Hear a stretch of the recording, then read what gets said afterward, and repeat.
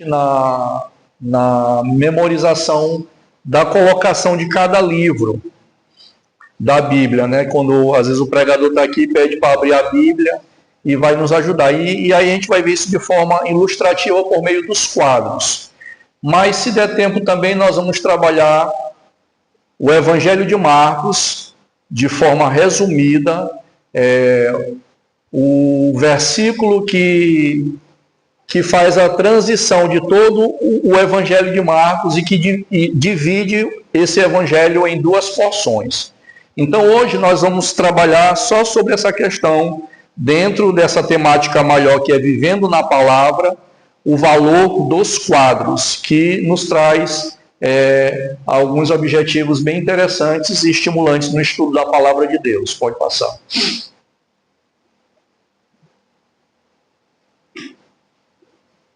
Então, o quadro é para o estudante da Bíblia o que o mapa é para o marinheiro. Ajuda-o na navegação do oceano de palavras, páginas, livros, ideias, personagens e outras informações. Eu não sei para quem dirige, quando você está em determinado percurso da sua trajetória, e que você vê algum outdoor, e aquilo vai fixando ao longo das vezes que você vai passando por aquele outdoor ali, aquela propaganda, aquela mensagem, e chega a um determinado ponto que aquilo vira um ponto de referência no seu sistema nervoso cerebral. Vira um ponto de referência. A ponto de que, como aquela é uma questão comercial, quando aquele auditório é tirado e colocado de novo, você sente falta daquela antiga informação. Isso serve para nos mostrar como tem um certo poder, uma certa eficácia, o quadro em qualquer tipo de informação. E não seria diferente na informação bíblica, do ensino da própria palavra de Deus. Ok? Pode passar. Então, o bom quadro ele pode nos levar para duas direções. Ele pode nos levar de algumas maneiras, que é o seu poder ilustrativo, né? Ele tem um poder ilustrativo, como eu acabei de fazer um paralelo com os outdoors, e também ele nos traz uma capacidade de memorização. E isso é muito interessante, que a gente vai já verificar na divisão da Bíblia, livro por livro, aí está quase que mesclado homens e mulheres. A gente vai ter hora que eu vou pedir para as mulheres, vai ter hora que eu vou pedir para os homens fazer a leitura Pentateuco, históricos, tal. Então, ele tem esse poder da ilustração e tem a questão da memorização. Se eu chegasse e trouxesse de uma forma rápida para vocês as listagens, sem vocês visualizarem nada, alguma coisa ficaria, mas rapidamente esvairia da nossa cabeça. Agora, quando é mostrado por meio de um quadro e que há uma repetição naquilo ali, a tendência é uma fixação maior no nosso aprendizado. Ok? Pode passar. Ok, está dando para olhar daí? Então nós vamos ver a divisão do Antigo Testamento. Para acabar de exemplificar, isso aqui depois eu vou disponibilizar essa divisão aí no grupo da igreja, para você estar dando uma olhada, revisar. Quem tiver condição de imprimir e colocar lá na porta do seu quarto lá, ao acordar, você que está tendo dificuldade em memorizar, não se preocupe em memorizar, em decorar, porque isso com o tempo você vai aprendendo, porque não adianta você saber de cor salteado e não folhear a sua Bíblia também. Você tem que folhear a sua Bíblia, tá bom? Então, no 3, vamos todos juntos. Então, a primeira divisão do Antigo Testamento é o Pentateuco. Quais são os livros que formam o Pentateuco, como toda a igreja? Gênesis, Êxodo, Levítico, Números e Deuteronômio. Então você já sabe que quando for citado esses 5 primeiros livros, eles são chamados de Pentateuco. Ficam logo no início da Bíblia. Né? Então, quando quem for pregar, quem for ensinar, pedir para abrir, abra sua Bíblia em Gênesis, ou abra sua Bíblia em Êxodo, Levítico, Números ou Deuteronômio, você já sabe que vai lá para o começo da Bíblia. ok? São os 5 primeiros livros do Pentateuco, ok? Logo em seguida, dentro dessa divisão, vem os livros históricos, que o pastor deu uma aula maravilhosa no domingo passado. Passado foi retrasado, foi muito legal, né? A questão lá dos livros históricos. Então, na divisão dos históricos, eu vou pedir agora que as mulheres pudessem, com aquela belas vozes, pudessem falar os livros históricos. No 3. 1, 2, 3.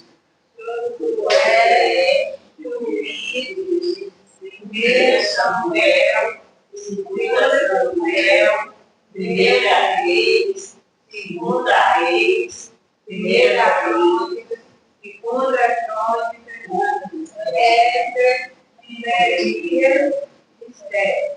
Ok. Então, ficou faltando algum? Faltou Ruth. Tem Ruth. Faltou Ruth. Esse que eu estava imaginando aqui, mas tem Ruth. Tá bom? Então, ainda tem Ruth.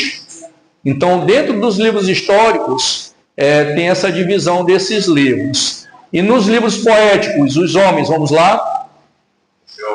Jó, Salmos, Provérbios, Eclesiastes e Cantares. Isso aqui, antes de nós continuarmos, por que é importante sabermos a divisão da Bíblia? E nós estamos demonstrando isso por meio dessa questão ilustrativa, por meio dos quadros. Primeiro, é importante para sabermos o estilo literário de cada livro. Mas como assim? Após você identificar cada estilo literário, você vai saber como se relacionar com cada um deles. Por exemplo, você não vai interpretar um livro poético da mesma forma como um livro histórico. São metodologias interpretativas diferentes. Isso a gente vê na escola, em literatura, na gramática de português, que existem essas metodologias específicas de acordo com aquele estilo literário, ok? E aí tem os profetas maiores e os profetas menores. Talvez você possa achar que a divisão de profetas maiores ou profetas menores deva ser porque uns tinham uma unção maior, outros tinham uma unção menor. Uns eram ungidões e outros não. Uns eram tradicionais e outros eram pentecostais. Não tem nada a ver com isso não, tá bom? A questão dessas expressões profetas maiores ou profetas menores tem a ver com a redação, o tamanho da redação.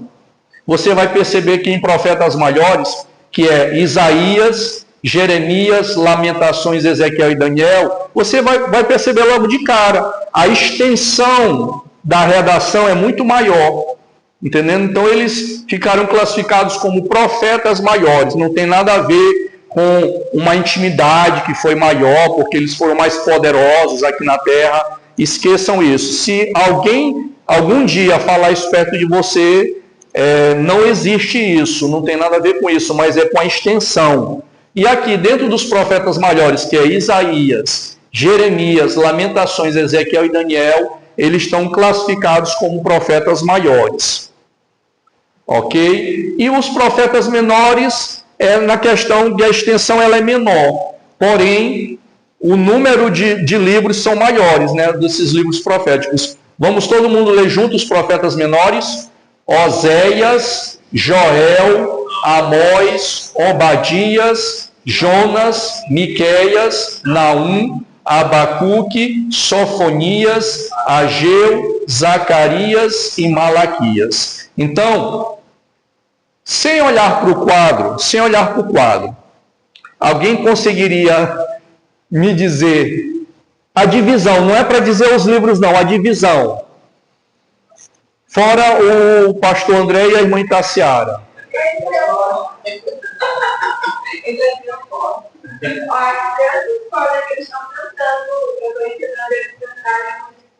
Né? O que ficou na sua cabeça? A divisão. A divisão, coloca lá, é os primeiros livros, ó, é o primeiro nome, ó, Pentateuco, históricos, poéticos, profetas maiores e profetas menores. Essa é a divisão do Antigo Testamento. Isso aqui para nós, mas lá para os judeus não é dessa forma, a divisão não é dessa forma, né? É uma outra divisão, mas o conteúdo eu creio que é o mesmo, ok? Agora vamos lá para o Novo Testamento. Eu não sei porquê, eu não sei o que o pastor, eu coloquei Hebreus aqui, porque ninguém sabe quem escreveu, aí apareceu lá, eu digo, mas ali está, Hebreus está em Cartas Paulinas, mas colocar um asterisco ali, porque ninguém na verdade sabe quem é o autor da carta aos Hebreus, né? Há conjecturas, né? Há pastores que afirmam que é Paulo, né? Mas se essa questão fosse muito importante, eu sei. Entendeu? Verdade. E ninguém vai perder a salvação por causa disso também, né? Então, olha a divisão do Novo Testamento. São os evangelhos. Quais são os evangelhos? Que está lá, são os 4 primeiros livros do Novo Testamento. Quais são? Pode olhar, não tem problema. Mateus, Marcos, Lucas e João. O pastor André está expondo qual à noite, aos domingos à noite? Esse aí o pessoal não podia errar, né? Ok. E tem um único livro histórico, que é o livro de Atos. Ok? E aí vem as cartas paulinas. Vamos lá? Romanos, 1º e 2º Coríntios, Gálatas, Efésios, Filipenses, Colossenses, 1ª e 2ª Tessalonicenses, 1ª e 2ª Timóteo, Tito, Filemon, Hebreus é um asteriscozinho, né?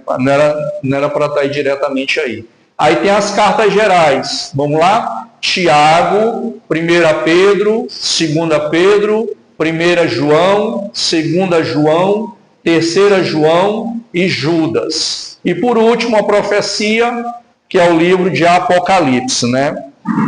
Que na versão Novo Mundo tem lá Revelação. Eles não usam o nome, que é Apocalipse é revelação, né? Ok. Pode passar, irmão Natan.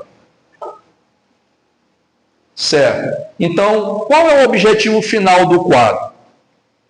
O quadro é uma ferramenta incrivelmente útil para o estudo bíblico, mas lembre-se de que é apenas um meio para se chegar a um fim.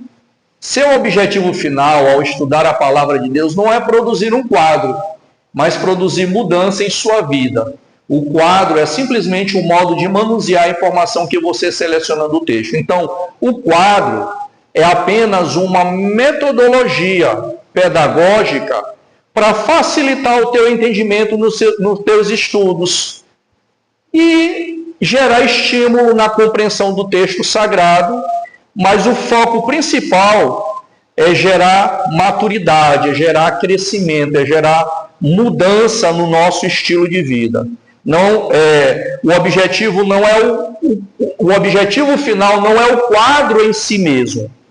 O quadro é apenas uma isca para algo maior. E esse algo maior é o nosso crescimento, é a nossa mudança de mentalidade, a nossa metanoia, que tem que ser uma constante na minha vida e na sua vida e na vida da igreja. E isso só se dá por meio da palavra, por meio da palavra.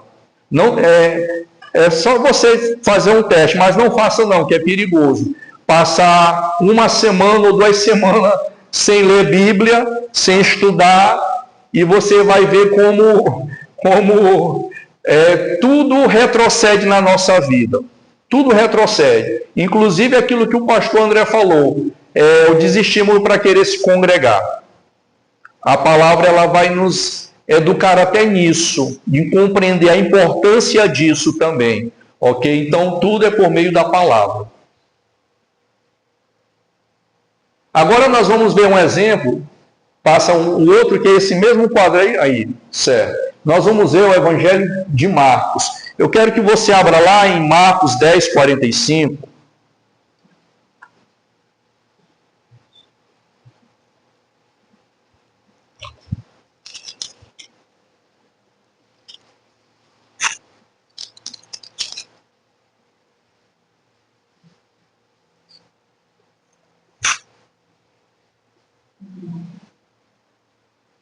Alguém pode ler esse versículo 45, que é o versículo-chave de todo o Evangelho de Marcos. Pois o próprio Filho do homem não veio para ser servido, mas para servir, para dar vida e resgate do mundo. Amém. Então você vai perceber que nesse quadro, nós lemos esse versículo do capítulo 10, versículo 45, e que faz a divisão do Evangelho de Marcos. No primeiro direcionamento, por que Jesus veio? Ele veio para servir. E no outro momento, que ele vai dar a sua vida.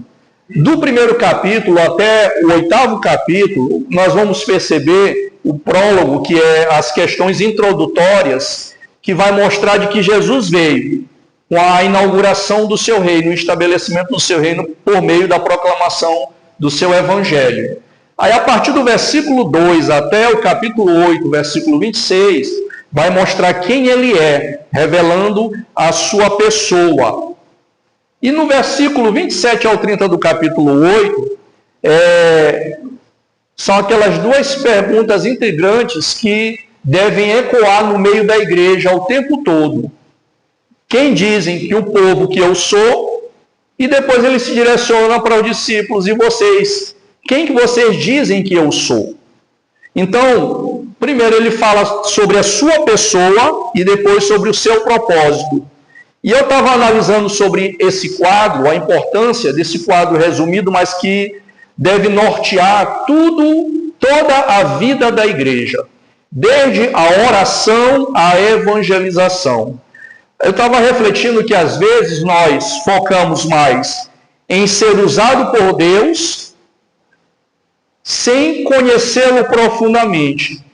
Mas por meio desse quadro nós vamos ver outros slides, outros versículos, que vai nos mostrar que o ser usado por Deus, que é o propósito da vida cristã, por meio dos dons e dos talentos que nós apresentamos aqui ou fora da igreja, ela é fruto direto do nosso crescimento de conhecermos quem Jesus é de fato.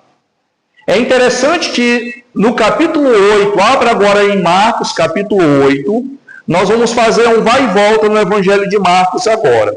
Marcos, capítulo 8, que está justamente no meio do quadro aqui, ó. Quem dizem que sou?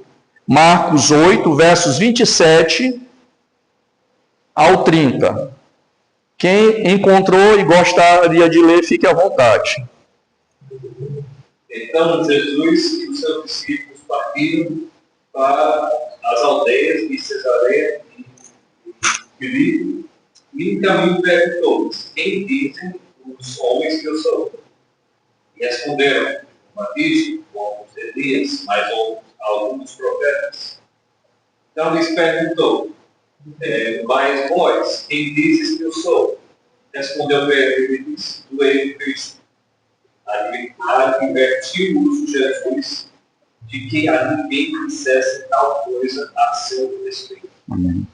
Essa mesma questão no Evangelho de Mateus, Mateus ele acrescenta sobre quando Pedro ele vai responder que ele era o Cristo. E ele vai dizer: olha, bem-aventurado és, Simão Barjonas, porque não foi carne e nem sangue que te revelou, mas essa revelação te foi dada do alto, né, do Pai. De fato, porque para que possamos conhecer a Jesus, se não for dado uma revelação do alto primeiramente, é impossível nós termos uma compreensão clara e genuína de quem é Jesus. Então nós observamos que primeiro ele pergunta quem o povo diz que eu sou. E surgiu várias respostas. Mas eu fiquei me perguntando que dentro da igreja também, da igreja evangélica ortodoxa, existem muitas pessoas que são batizadas, são membros e não sabem quem é Jesus. Não sabem quem é Jesus. Acha que Jesus é mais um profeta, Existem muitos evangélicos que acham que Jesus foi o primeiro ser criado por Deus. Com sinceridade, isso influência dos próprios testemunhas de Jeová, que parece, quando eu era novo convertido, eu me encantei com essa maneira de interpretar e quase eu ia, mas eu não fui. Porque eu achei que fazia muito sentido, que tinha muita lógica. Mas revelação bíblica, a palavra de Deus, não tem a ver com nossa lógica pós-queda. Entende? Até a nossa lógica pós-queda, ela é alterada. Então, não faz sentido, às vezes, querer extrair alguns sentidos de alguns textos bíblicos só se houver uma sintonia com a minha lógica pós-queda, porque isso é muito perigoso e problemático. E aí, nisso que muitos grupos heréticos vão se apoiar. Então, nós vamos trabalhar hoje alguns textos dentro desse quadro, principalmente tentando compreender quem é Jesus. Talvez não dê tempo da questão do seu propósito. Pode passar. Eu quero trabalhar alguns textos que me chamou a atenção quando eu estava lendo. Quando Jesus ele expulsava os demônios,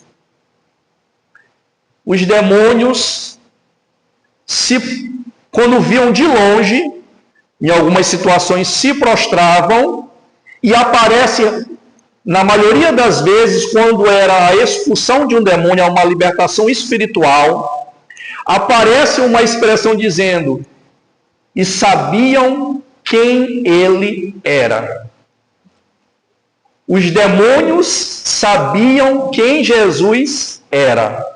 Mas sempre Jesus os silenciava, não permitindo revelar a sua identidade messiânica, pois ainda não era o tempo. Isso ele fez também quando ele curava alguns enfermos. Ele advertia de que não anunciasse.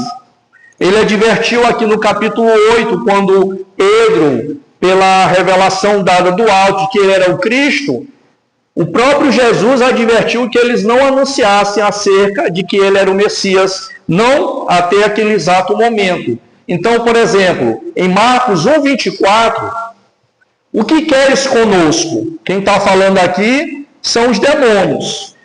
Jesus de Nazaré, vieste para nos destruir? Sei quem tu és, o Santo de Deus. Então, fixem bem essa expressão, sei quem tu és, porque nós estamos trabalhando sobre compreender quem é Jesus. Um próximo texto, pode passar. Olha só, sempre que os espíritos imundos o viam, prostravam-se diante dele e gritavam: tu és o Filho de Deus. Essa expressão a gente vai trabalhar no último slide hoje. O que significa, não no nosso contexto, essa expressão direcionada para Jesus, que ele é Filho de Deus. E que alguns grupos heréticos vão tomar isso para mostrar de que Jesus é inferior ao Pai. Porque ele pega a etimologia dentro do nosso contexto ocidental. Aí vai se encaixar perfeitamente. Mas se ele pegar no contexto semítico e oriental da palavra, não tem nada a ver com o contexto ocidental para poder defender algum tipo de pensamento deturpado das Sagradas Escrituras. Então, fixem essa expressão: tu és o Filho de Deus. Mas lá na frente, quando aquele centurião presenciando a morte de Cristo lá na cruz, e aí depois que ele dá o último suspiro, o que ele diz? Ele diz: verdadeiramente este homem era filho de Deus. Ele reforça essa expressão, Filho de Deus. Pode passar, pode mais. Quando ele viu Jesus de longe, aqui é quando ele estava lá em como é o nome daquela cidade que o endemoniado ele quebrava as correntes? Gadareno, né? Os gadarenos. Quando ele viu Jesus de longe, correu e prostrou-se diante dele e gritou em alta voz: que queres comigo, Jesus, Filho do Deus Altíssimo? Então, nós vamos observar aqui, irmãos, que os demônios, ao se depararem com a presença de Jesus, eles compreendiam quem ele era. E até esse exato momento, em cada uma dessas situações, você vai perceber no Evangelho de Marcos, que sempre o versículo posterior, Jesus vai estar silenciando eles, para que eles não revelassem a sua identidade, porque ainda não era chegada a hora. Pode passar. Mas por que Jesus silenciava os demônios? Aqui está um negócio muito interessante, muito legal. Jesus, ele não era apenas o Senhor poderoso sobre demônios, natureza e doenças, mas também o servo sofredor. Por que Jesus silenciava os demônios para não revelar a sua identidade? Advertiu os discípulos no capítulo 8 para que não revelasse também a sua messianidade. Porque Jesus pode passar, a verdadeira natureza de sua identidade e poder não podia ser compreendida devidamente caso fosse desvinculada de sua morte na cruz. Não faria sentido isso. Ele não era apenas um operador de milagres, ele era muito mais do que isso. E qual a importância de se falar isso nos nossos dias para a igreja evangélica brasileira? É justamente o que está acontecendo. Estão fazendo de Jesus apenas um operador de milagre. Estão desvinculando os feitos de Jesus da sua cruz. O que está acontecendo hoje no Brasil? Um evangelho sem cruz. Então Jesus silenciava os demônios, advertiu os discípulos que não revelasse, porque ainda não é chegada a sua hora, e porque só poderia ser compreendida com clareza, na sua inteireza, com a morte na cruz. E chegaria o tempo para que essas confissões públicas fossem anunciadas. Então, nós observamos que a igreja evangélica brasileira, ela está fazendo de Jesus apenas um operador de milagres. E isso nós temos que estar atentos, porque Jesus está mostrando no Evangelho de Marcos que ele tem o poder sobre a doença, que ele tem o poder sobre os demônios, que ele tem poder sobre a natureza, porque a própria Escritura judaica já nos mostrava de que quem tem poder sobre isso era somente Deus. Então, isso estava sendo revelado por meio desses feitos, quem ele era, a sua natureza divina humana, que nós até tratamos quando nós pregamos aqui algum mês passado, sobre a sua natureza divina humana. Então, pensar menos do que isso acerca de quem é Jesus é ofendê-lo. Achar que Jesus é só mais um profeta, achar que Jesus é só mais um espírito evoluído. Eu estava escutando uma muçulmana explicando para eles, no entendimento deles, de quem era Jesus. É um profeta igual ela falando, igual a Abraão, igual a Moisés, e que eles respeitam muito como respeitam os demais. Então, às vezes, a gente, com toda a nossa sinceridade, nós trazemos bons adjetivos para Jesus, mas ainda assim, esses bons adjetivos é uma espécie de ofensa diante de quem ele é. Vocês estão conseguindo compreender? Ou seja, divino humano. Então, nós observamos que não dá para compreender a identidade e o poder de Jesus se nós desvincularmos da sua morte na cruz. Por isso ele silenciava os demônios, por isso que ainda não era chegada a hora. E é interessante, abra lá em Marcos 1,38, que tem um texto muito interessante. Marcos 1,38.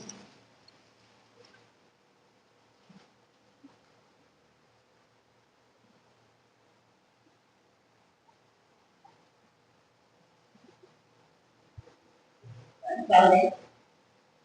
Deixa eu só ver aqui se é 1,38 mesmo.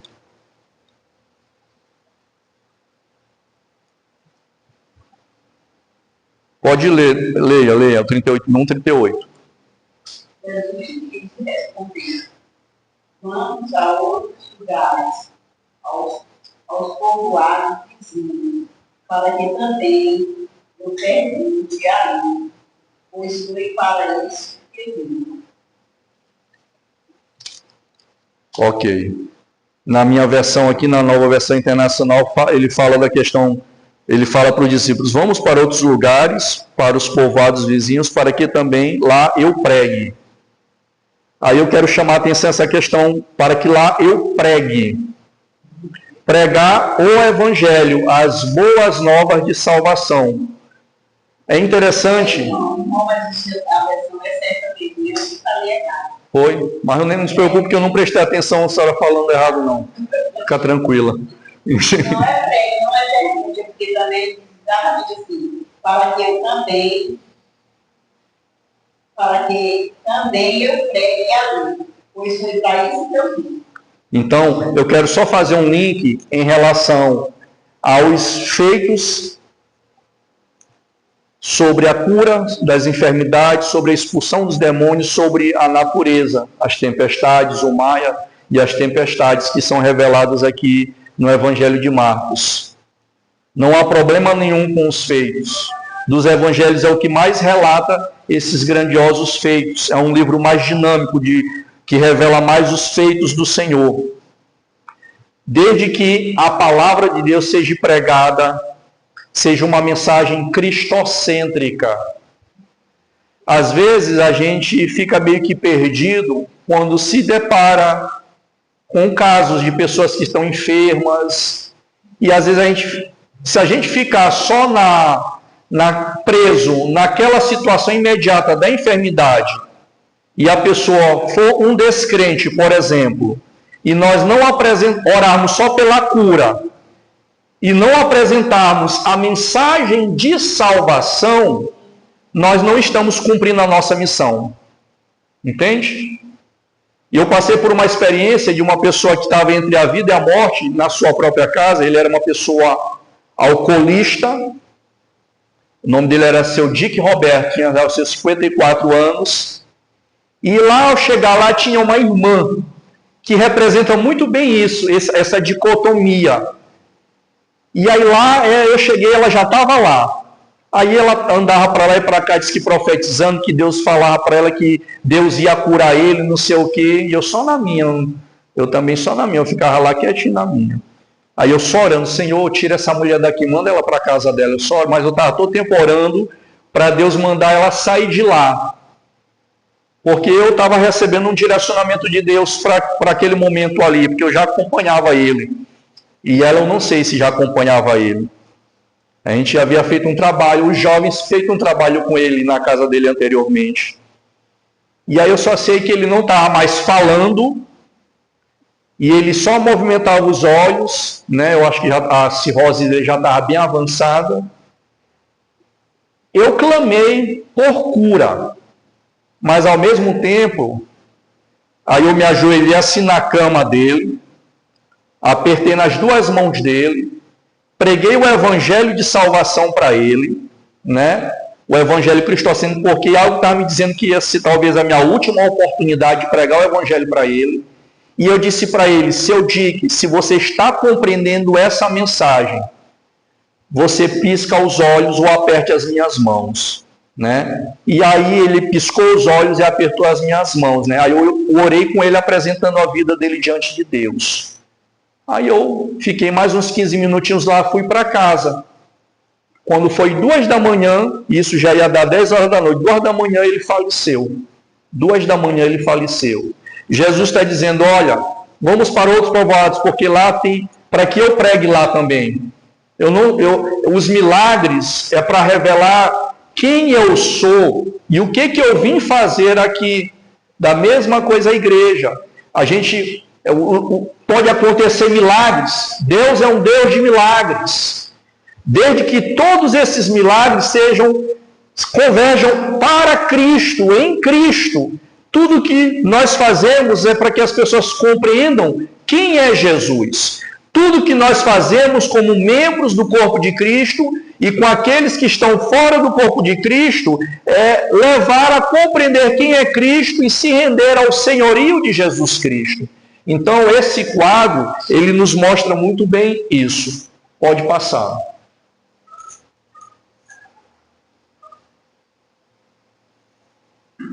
Ok. No início, quer ver, abra sua Bíblia em Marcos, capítulo 1. Marcos, capítulo 1, versos 1.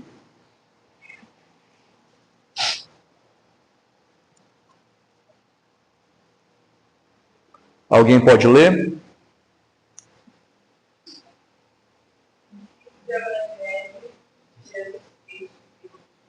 Ok. Então, eu creio que todos nós aqui já ouvimos, ao lermos, Jesus sendo chamado de Filho de Deus. Mas seja sincero, quando você leu pela primeira vez, ou pela segunda, ou até quando você leu hoje, o que vem à sua mente? Você fica confuso em relação ao que estão querendo dizer acerca de Jesus quando se refere a ele como Filho de Deus? Porque os grupos heréticos pegam essa expressão para mostrar a inferioridade de Jesus em relação ao Pai. Então, eu quero trazer alguns esclarecimentos, algumas observações, para compreendermos um pouquinho do sentido dessa expressão referente a Jesus, Filho de Deus. Primeiro, esse termo, frequentemente, ele é usado para indicar a inferioridade do Filho em relação ao Pai. Usado por quem? Por quem quer encaixar determinados textos no seu corpo de pensamento doutrinário herético, como é o caso dos Testemunhas de Jeová. Então, por isso que às vezes eles nos confundem por essas expressões: Filho de Deus, unigênito, primogênito, princípio da criação. Mas cada uma dessas palavras, se você for pesquisar na língua original, ela tem um sentido de posição de honra, de origem. Não é no mesmo sentido que nós usamos no nosso dicionário Aurélio. Muito cuidado. Ao lermos Bíblia, você querer pesquisar algumas expressões bíblicas no dicionário Aurélio, vai dar problema, vai dar BO, vai dar problemas seríssimos. Por quê? Porque a Bíblia não foi escrita em português e o dicionário Aurélio é em português, entendeu? Não vai dar certo, a gente tem que buscar outras fontes de pesquisas com mais credibilidade. Então, segundo, isso não tem nenhum sentido. Quer ver, assim como Jesus é chamado Filho de Deus, se de fato ele é inferior, ele é chamado Filho de Maria, ele é chamado Filho de Davi, ele é chamado Filho do Homem. Nem por isso ele é inferior a nenhum deles. Jesus não é inferior a Maria, Jesus não é inferior ao próprio homem, porque ele é chamado Filho do Homem. Jesus não é inferior a Davi, pois ele é chamado Filho de Davi. Eu estou só mostrando para vocês, pela lógica de quem usa essa expressão para dizer que Jesus é inferior ao Pai, não tem nenhuma lógica, não faz nenhum sentido. Mas na linguagem bíblica, os termos Pai e Filho transmitem não nossos ideais ocidentais da origem de existência ou de superioridade. Ela não traz esta ideia. Essa é a nossa confusão, pegar uma expressão bíblica e extrair do nosso contexto para a determinada interpretação daquela expressão. Isso é ser desonesto com a riqueza semântica original daquela expressão. Isso é desonesto. No mínimo é desonestidade, ou no mínimo é uma preguiça intelectual para se estudar com mais profundidade antes de se atrever a dizer qualquer coisa. Mas se tem uma coisa que os grupos heréticos não têm, irmãos, é honestidade. Eles são bastante desonestos. há uma desonestidade tremenda. Eles são principalmente com novos convertidos. Eles são cruéis, eles são desonestos. São desonestos. Por isso que a igreja precisa, de fato, investir em estudo maciço, bíblico, doutrinário, lá da sala dos novos convertidos, candidatos ao batismo, a sala dos adultos, cada vez mais investir para que possamos preparar a igreja para dar a razão da nossa fé quando nos for solicitada, como fala o apóstolo Pedro. Ok? Então, se não traz essa ideia de origem de existência, de superioridade ou de inferioridade, qual é o sentido que mais se aproxima? A ideia semítica e oriental é de semelhança, identidade de natureza e igualdade do ser. Aí você pode me perguntar, tudo bem, até aí eu compreendo. Mas existem alguns textos na Bíblia que nos faz compreender isso melhor? Abra a sua Bíblia no Evangelho de João, capítulo 5.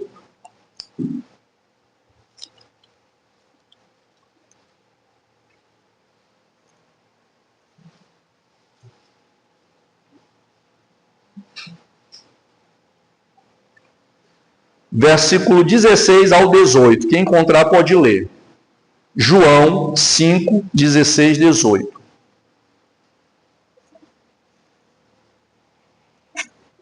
Por isso os judeus começaram a perseguir Jesus, porque ele fazia essas coisas no sábado. Mas Jesus lhe respondeu: meu pai trabalha até agora, e eu trabalho também. Por isso os judeus procuravam ainda mais matá-lo, não só porque entendia o sábado, mas também porque dizia que Deus é seu Pai, fazendo igual a Deus. O texto está bem claro, né? Primeiro, o BO é porque ele estava mexendo com o sábado. Mas como ele falou que o pai dele trabalhava até hoje, e aí agora não é só porque ele violava o sábado, mas porque ele estava se igualando a Deus, o chamando de pai. Então isso nos mostra de que a compreensão para essas expressões pai ou filho, ela nos traz a ideia de semelhança, identidade da natureza e igualdade do ser. É por isso que o autor de Hebreus, no capítulo 1, ele vai dizer que o filho é a expressão exata do ser de Deus. Ou seja, identidade, natureza, igualdade do ser, a essência é a mesma. Entendeu? Por isso que nós não podemos perder de vista, nesse quadro que nós estamos analisando aqui em Marcos, de quem é Jesus. E você vai observar, fazer leitura nas entrelinhas, que está sendo revelada a sua divina humanidade. E é assim que as Escrituras vão pintando esse quadro, vão nos mostrando quem é Jesus, e qualquer coisa menos do que isso é heresia. E nós temos que compreender isso. Agora vamos lá para João 10:33, ainda na mesma linha de raciocínio.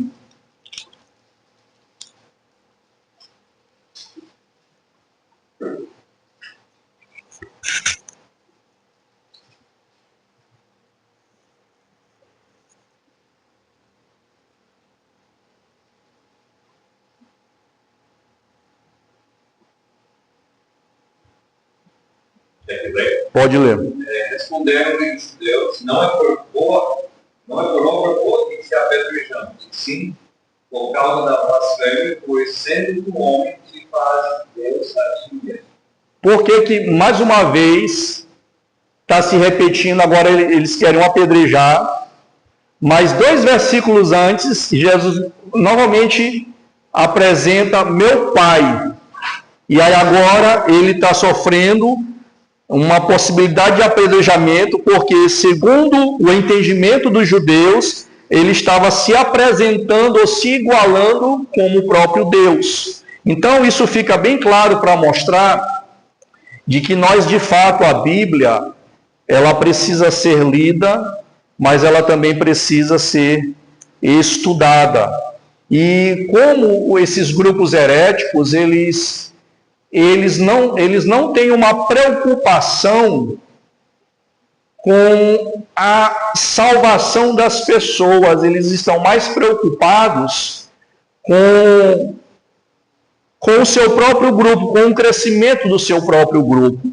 Porque quem está preocupado com a salvação das pessoas, elas não estão preocupadas em defender um posicionamento pessoal ou particular.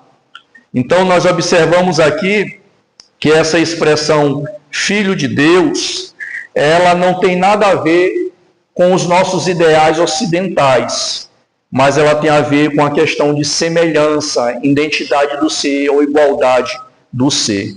Por que é importante isso? Porque nesse quadro que nós mostramos anteriormente, volta lá para o quadro, Natanael. Rapidinho, por gentileza.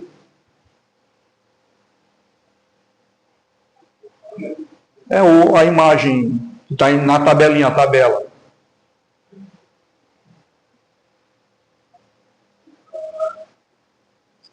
Não, aí é.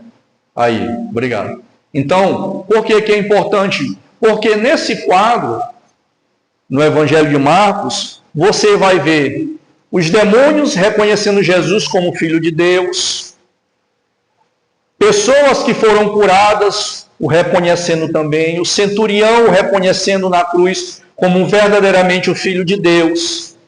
E como a gente não compreende, principalmente os novos na fé e alguns irmãos, tem gente, irmãos, que chega na igreja, se converte, mas eles não são obrigados a saber de que a Bíblia foi escrita em hebraico e grego.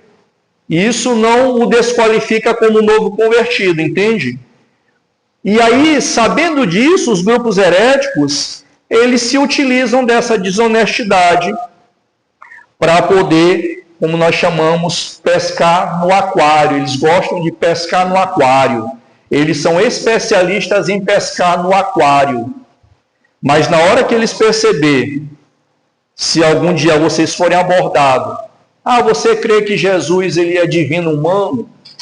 Mas o texto lá fala sobre Filho de Deus. E aí na hora que você dizer, mas lá no grego, essa expressão não tem a mesma ideia de existência como nós temos aqui. Tem a ideia de semelhança, igualdade de ser.